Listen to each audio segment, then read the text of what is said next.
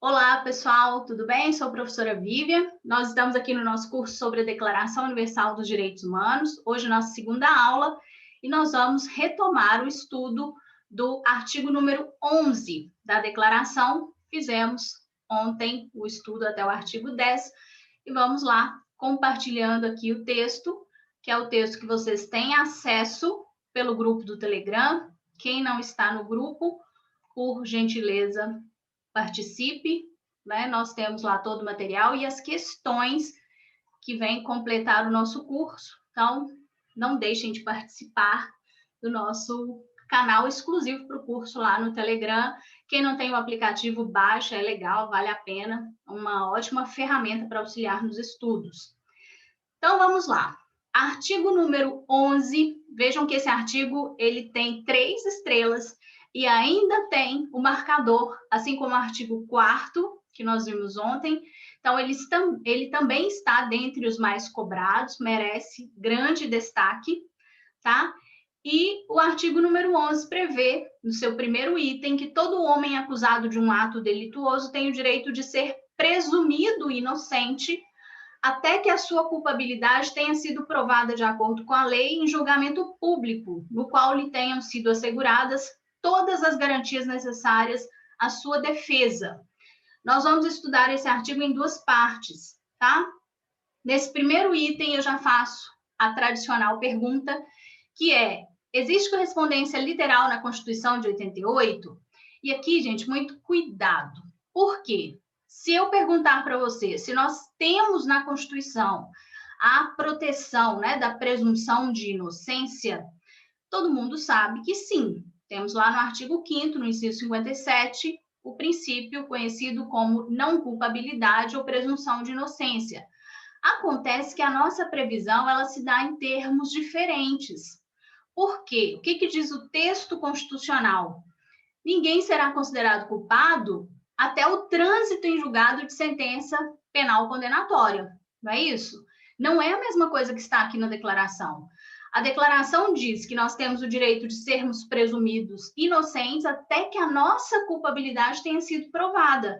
Vejam que isso é diferente. A declaração traz a ideia de presunção de inocência, né? Em termos técnicos, isso seria presunção de inocência. A nossa Constituição, e alguns doutrinadores dizem isso, o que ela traz, na verdade, é um princípio de não culpabilidade. Por quê? Ela exige o trânsito em julgado de sentença penal condenatória. Vejam que a Declaração Universal dos Direitos Humanos não exige isso. O que ela exige? Que a culpa tenha sido provada. Ah, professora, mas não é a mesma coisa? Não, gente. Por quê? Um julgamento em segunda instância já pode comprovar minha culpa. Não é? Os fatos, nós temos o julgamento dos fatos na primeira e na segunda instância. Depois, nós não temos revisão dos fatos. Então, se a culpa é provada na segunda instância, por exemplo, já estaria cumprido o requisito da Declaração Universal. Por que isso é importante? Por causa de uma discussão super polêmica que a gente tem aqui no Brasil, se seria ou não possível a execução provisória da pena. O Supremo já foi e voltou inúmeras vezes. Atualmente entende que não é possível a execução provisória da pena, porque a gente depende de uma sentença penal condenatória transitada em julgado. Mas vejam que interessante, se analisarmos só o texto da declaração, nós não teríamos problema com a execução provisória da pena. Por quê? Para termos a execução provisória, a culpa já foi provada, né?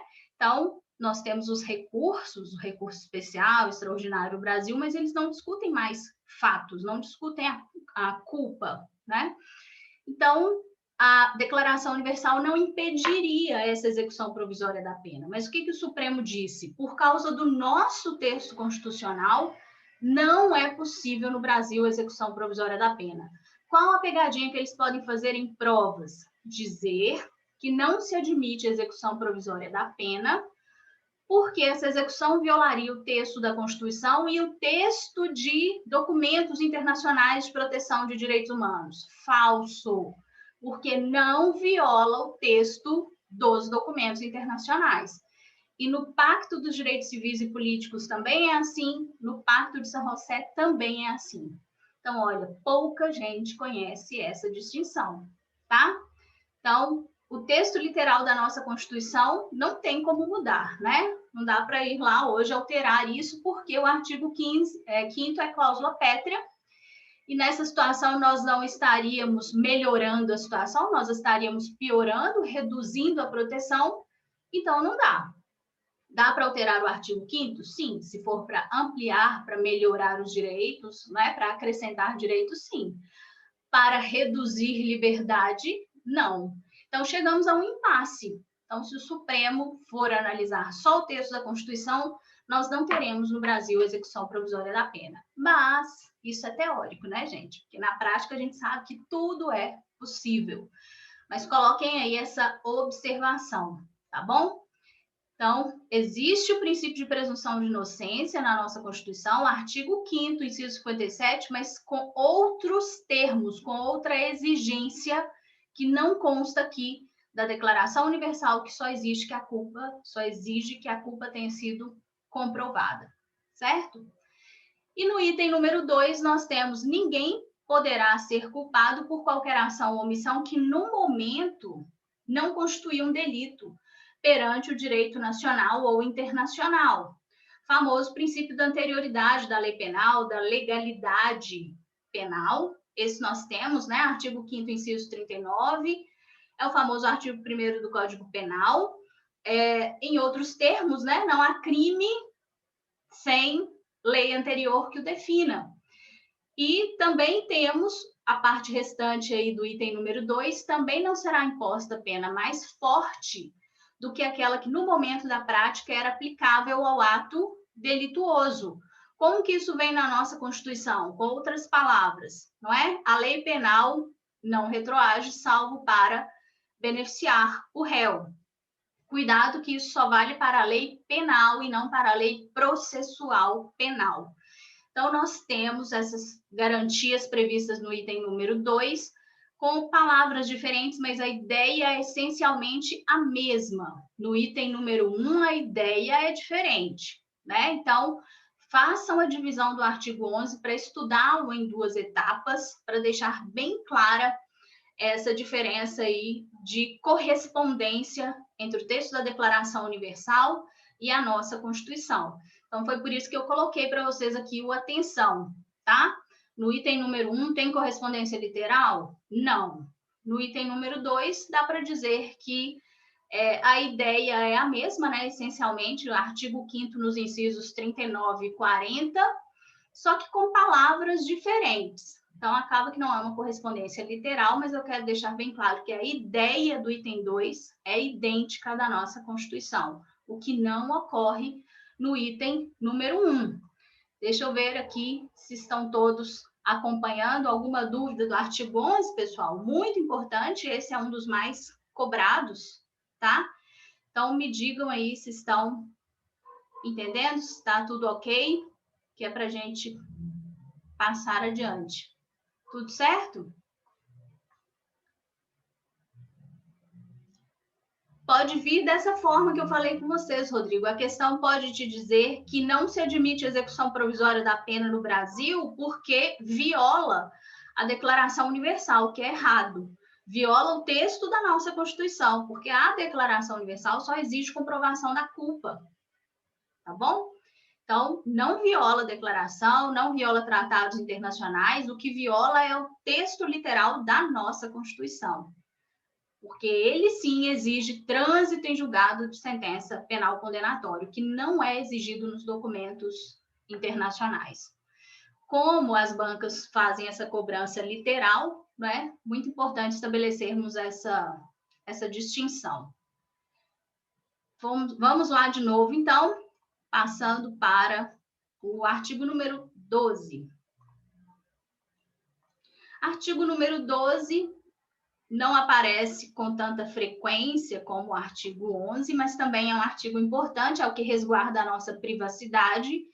Vejam que a declaração protege a privacidade em um artigo só, que prevê que ninguém será sujeito a interferências na sua vida privada, na sua família, no seu lar ou na sua correspondência. Grifem essas palavras, por favor, tá? Família, lar, correspondência. e nem ataques à sua honra e reputação. Por que que isso é importante, gente? Porque se a banca inserir qualquer outra palavra, a sua mente vai apitar, né? Então, a importância de memorizar esses detalhes aí é justamente essa. Então, se eles colocarem aqui, por exemplo, dados, você já sabe que é falso, não tem essa previsão de dados na Declaração Universal, na nossa Constituição tem. Então, grifem o que está incluído na Declaração Universal quando a gente fala em proteção da vida privada: família, lar, correspondência, honra e reputação. Todo homem tem direito à proteção da lei contra tais interferências ou ataques. Tem correspondência literal? Sim, mas a nossa Constituição é muito mais ampla. Ela resguarda a nossa privacidade no artigo 5º, nos incisos 10, 11 e 12. Artigo 5º, incisos 10, 11 e 12, se referem à proteção da nossa privacidade, né? Então, a privacidade no inciso número 10, depois vem a inviolabilidade do domicílio no inciso 11, a proteção dos nossos dados e a regra de que o sigilo deve ser respeitado, né? A privacidade na nossa comunicação está no artigo 5º, inciso 12. Então, percebam que a declaração ela não entra nesses detalhes como faz a nossa Constituição, tá bom? Então, não é um artigo tão cobrado, mas eventualmente aparece. Como eu disse, esses menos cobrados, né? Fica aí até uma aposta maior, porque às vezes as questões ficam muito repetidas só sobre determinados artigos. As bancas podem querer diversificar o conteúdo, né? Artigo número 13. Todo homem tem direito à liberdade de locomoção e residência dentro das fronteiras de cada estado. Então, olha só, a ONU deixou bem claro que você tem direito à liberdade de locomoção e residência dentro do seu país, dentro das fronteiras de cada estado. Isso não te dá o direito de entrar no território de outro país sem autorização. Por isso que existem os vistos, não é? A necessidade, muitos países exigem o visto para entrada em seu território. Isso não viola em nada direitos humanos, porque a proteção do território faz parte da soberania do próprio Estado. Então, ele pode ter medidas restritivas para entrada em territórios. A gente vê aí uma preocupação cada vez maior, porque é um problema atual. Com os refugiados, né? Existe uma preocupação maior com refugiados por tudo que estamos vivenciando, mas existem tratados específicos sobre refugiados, tá? Então, a Declaração Universal não os menciona. Em 1948 ainda não era um problema premente, os países ainda não estavam preocupados em resolver isso. Tivemos um grande número de refugiados após a Segunda Guerra, mas essa não era a principal preocupação naquele momento. Então, os tratados eles vão surgindo depois e vão se tornando cada vez mais protetivos, né? Porque inicialmente o estrangeiro ele é tratado como um inimigo. Então, a gente vê que aqui no Brasil nós percebemos isso claramente. Existia um estatuto do estrangeiro que excluía o estrangeiro. Hoje nós temos a chamada nova lei de imigração, que nem é mais tão nova, mas com regras completamente diferentes, né? Regras que têm um aspecto humanizante muito maior, uma preocupação de inclusão dessas pessoas que ainda não existia. E todo homem tem o direito de deixar qualquer país, inclusive o próprio, e a este regressar. Isso aqui, gente, se parece muito com o que a gente tem na nossa Constituição, né? Não se admite a pena de banimento. Ninguém pode ser expulso do próprio país. Então, eu posso sair sempre que eu quiser, mas também tenho que ter assegurado o direito de regressar. Faz parte daquele conjunto nuclear de direitos, esse vínculo, como nós vamos ver aqui, da nacionalidade, é um direito também. Então, o meu país ele tem que sempre me receber de volta, eu não posso sofrer banimento, não posso ser expulsa, e isso faz parte, né, da minha liberdade de locomoção, esse direito de ir, vir e retornar ao meu próprio país. Percebam que a Declaração Universal ela não prevê nada sobre mudança de nacionalidade. Já vi uma questão em provas que perguntava que se a Constituição brasileira, ao prever a perda de nacionalidade para quem muda de nacionalidade, se ela estaria violando a Declaração Universal. Claro que não. Nós, me perdoem, já estou falando de nacionalidade, porque eu entrei no tema, mas nós vamos ver isso aqui mais adiante, tá? Mas só guardem que liberdade de locomoção tem vínculo direto com o direito de nacionalidade, que a gente vai ver aqui no artigo 15. Qual a correspondência desse artigo 13 na nossa Constituição? Ele está no artigo 5º, no inciso 15, e muita atenção, a nossa Constituição tem uma ressalva que não aparece aqui na Declaração Universal. Quem se lembra qual é? Escrevam aí para mim, por favor. Qual que é a ressalva que a nossa Constituição faz? E aí eu vou parar aqui vou parar de compartilhar só para eu conversar com vocês. O que tem, gente, lá no artigo 5º, inciso 15 da Constituição? Nós temos assegurada a liberdade de locomoção quando? Desde que seja em que situação? Isso, Natasha. Natana? Em tempos de paz. Em tempos de paz, exatamente, muito bem. Natana. Rodrigo, é isso aí. Por que eu quero chamar a atenção de vocês para isso? Se alguma questão disser o direito e trouxer uma restrição e disser que o texto é da Declaração Universal, é falso. Não temos restrições a direitos na Declaração Universal. Então, isso em tempos de paz, ou como a gente vê na liberdade de expressão aqui no Brasil, né? A vedação ao anonimato. Nós temos liberdade de expressão, mas é vedado o anonimato. Na declaração não tem essas vedações nem restrições. Isso é sempre por conta de cada país, tá? Muito importante. Eles deixaram a cargo de cada país fazer as próprias restrições no seu território e a declaração não se preocupa com essas restrições. Então, se aparecer lá, Declaração Universal assegura a liberdade de locomoção em tempos de paz. Falso. Esse texto é da Constituição brasileira, não é da Declaração Universal, tá bom? Então, esse foi o artigo 13 da declaração. Artigo 14, importantíssimo. Então, até agora nós demos destaque para o artigo 4º, 11 e agora 14.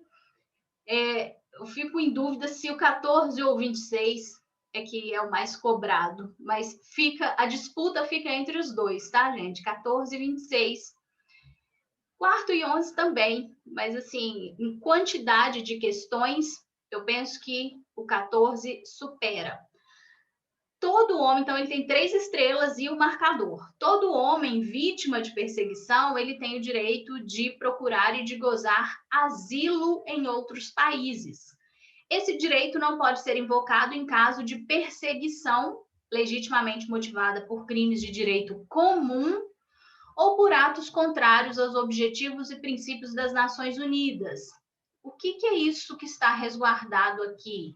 É o famoso asilo político, né? Então, apesar de não estar escrito aqui asilo político, nós sabemos que é asilo político, porque não é asilo para qualquer crime, são só crimes de natureza política ou crimes comuns conexos com crimes políticos, são aqueles que envolvem a liberdade de expressão. Então, é alguém que está sendo punido por se expressar livremente, por ter uma ideologia diferente da dominante, né? Então, é muito perigosa esse tipo de censura, não combina com democracia, e os países têm, normalmente, são crimes ligados a perseguições políticas, os países têm essa preocupação, especialmente aqui na América Latina, né? Infelizmente, temos um histórico aí de perseguições políticas em regimes ditatoriais, então, importante esse asilo político.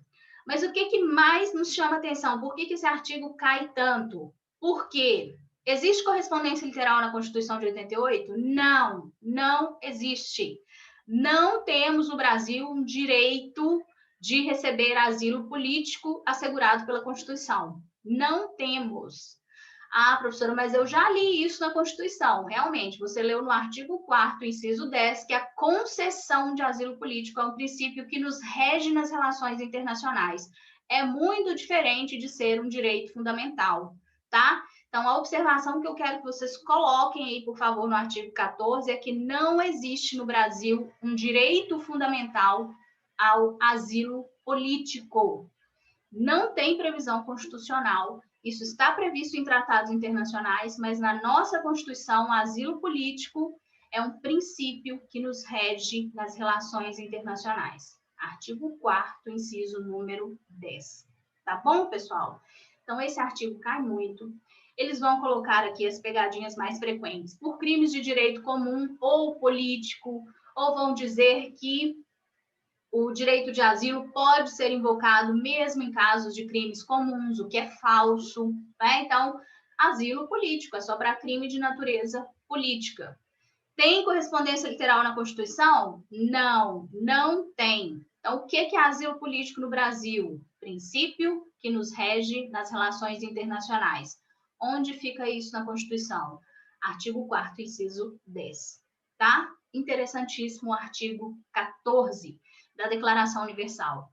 E aí, quem quiser ler mais sobre asilo político no Brasil, vai procurar justamente nessa nova lei de imigração, que é muito interessante, tem esses institutos, né? E, basicamente, o asilo, ele é um direito, quem toma a decisão, no final das contas, é o presidente, quem concede esse asilo é o presidente da República, e ele é que vai definir, inclusive, o tempo de permanência, né? Então, existe asilo político no Brasil, mas não como um direito fundamental previsto na Constituição. Essa é a grande pegadinha. Artigo 15, agora sim, direito à nacionalidade. Todo homem tem direito a uma nacionalidade. Ninguém será arbitrariamente privado de sua nacionalidade, nem do direito de mudar de nacionalidade. Nacionalidade é um vínculo jurídico-político que nos liga a um determinado Estado. Isso faz com que eu seja titular de direitos perante aquele Estado. Obviamente, também tenho deveres para com o Estado, mas ele me reconhece como cidadão, e aqui eu falo cidadão no sentido amplo, tá? No sentido de pessoa. Então, eu nasci naquele Estado, eu mereço a sua proteção, e eu consigo usufruir dos nossos direitos básicos porque eu tenho essa ligação. Então, os países se preocupam em garantir esse vínculo para todas as pessoas. Então, evita-se a situação do apátrida, que é uma pessoa que não tem esse vínculo, né? Que não tem nacionalidade.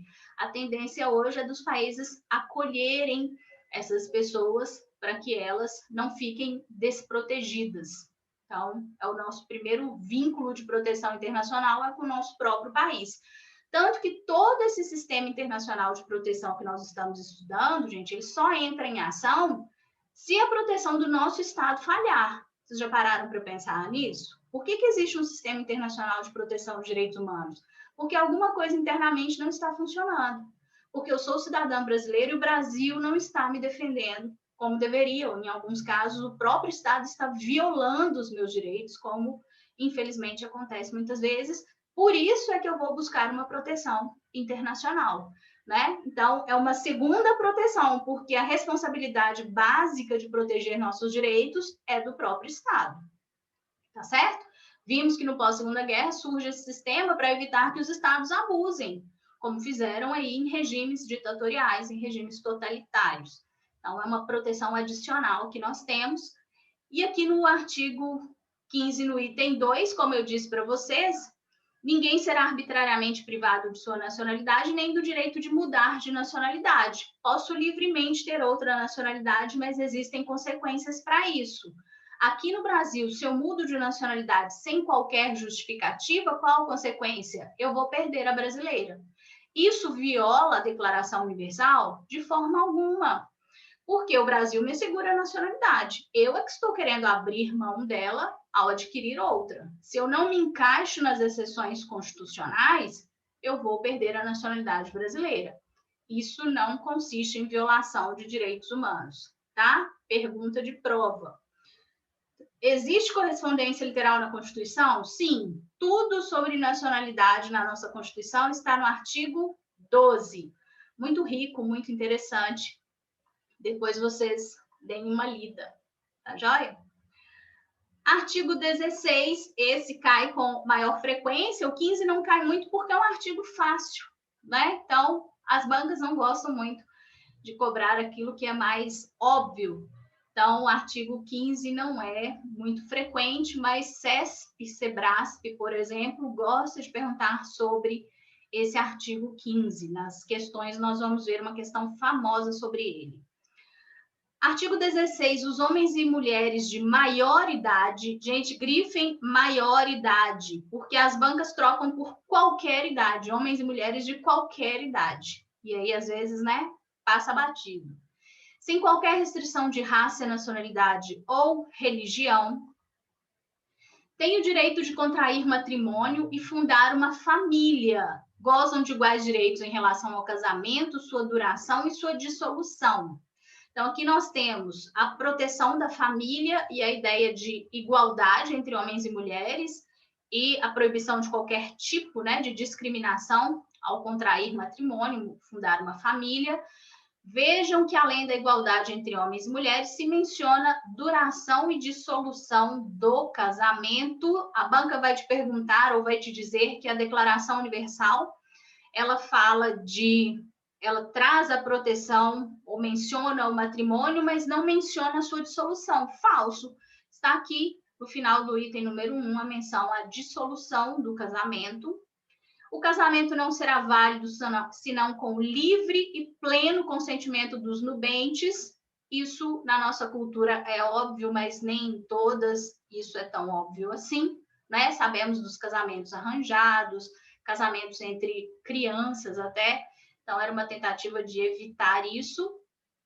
A família é o núcleo natural e fundamental da sociedade e tem direito à proteção da sociedade e do Estado. Essa frase cai muito. Temos correspondência na Constituição? Temos, só que isso está no final da nossa Constituição, lá no artigo 226.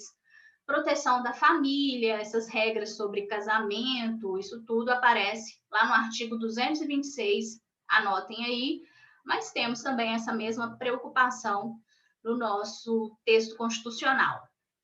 Artigo 17. Todo homem tem direito à propriedade, só ou em sociedade com outros. Olha que interessante isso, né? A gente não traz esses termos na nossa Constituição, mas isso está implícito, né? Eu posso ser proprietário sozinho ou junto com outras pessoas e ninguém será arbitrariamente privado de sua propriedade. Temos correspondência literal? Sim. Lá no artigo 5º, no inciso 22, nós temos direito de propriedade. Acontece que temos uma previsão na Constituição que não aparece aqui na Declaração Universal. Pergunta de prova, muito importante. Coloquem aí atenção e essa observação. A Declaração Universal dos Direitos Humanos não prevê a função social da propriedade, tá? E nem tratados da ONU. Isso só vai aparecer no Pacto de São José, no Pacto dos Direitos Civis e Políticos não aparece, e na nossa Constituição tem, né? Temos o direito de propriedade e esse direito de propriedade deve respeitar a sua função social. Então, cuidado, porque é muito fácil cair numa pegadinha dessa. Nós imediatamente relacionamos propriedade com função social. Mas se a questão se refere à Declaração Universal, não pode aparecer função social. Em 1948, ainda não existia essa previsão. Tá bom, pessoal? Então, essa é a observação aí do artigo 17. Para fecharmos aqui, antes de cair a live, artigo 18. Todo homem tem direito à liberdade de pensamento, consciência e religião. Esse direito inclui a liberdade de mudar de religião ou crença e a liberdade de manifestar essa religião ou crença pelo ensino, pela prática, pelo culto e pela observância, isolada ou coletivamente, em público ou em particular. Percebam que esse texto traz detalhes que a nossa Constituição não traz, mas a ideia é exatamente a mesma. Onde que está a liberdade de crença na nossa Constituição? Artigo 5º dos incisos 6º ao 8º, mas a grande pegadinha é que a nossa Constituição tem uma regrinha aí, né? Tem uma proteção que não aparece na Declaração Universal dos Direitos Humanos, que é a escusa de consciência. É o artigo 5º, inciso 8º. Então, coloquem aí essa observação, não tem escusa de consciência na Declaração Universal, que é aquela previsão de que eu não posso ser obrigado a cumprir uma obrigação a todos imposta, se isso viola, né, as minhas convicções políticas, filosóficas. Então, eu posso ter que cumprir uma prestação alternativa, e se não tem prestação alternativa prevista em lei, eu fico dispensada. Eu não posso ser privada de direitos por fazer isso. Não tem essa previsão na Declaração Universal dos Direitos Humanos, tá? Ótima questão de provas.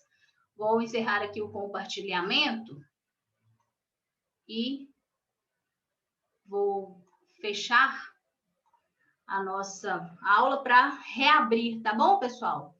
Então, aguardem aí que eu estou voltando. Vou parar aqui a transmissão. Só um minutinho que a gente já volta. Vou compartilhar o link lá no nosso grupo do Telegram, ok?